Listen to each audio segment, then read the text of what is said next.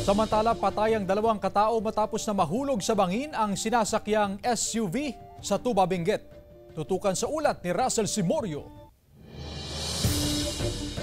Patay ang dalawang lalaki matapos mahulog sa tinatayang 200 meters na lalim ng bangin ang sinasakyang SUV sa Tuba, Benguet.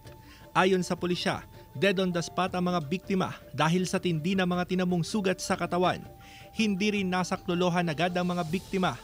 Ayon sa pulisya, posibleng nakatulog ang driver ng SUV kaya dumiretso ito sa bangin. Nakuha na ng CCTV camera ang pagsagi ng garong sa isang motorsiklo sa kahabaan ng Barangay Bud, Calasiao, Pangasinan. Sa lakas ng impact, makikitang natumba ang rider. Nakilala siyang si John Denver Clomera. Naputulan siya ng daliri. Kita sa CCTV na mabilis na pinatakbo ng driver ang kanyang garong. Ayon sa kapatid ni Clomera, papasok sana sa paaralan ng biktima nang mangyari ang disgrasya.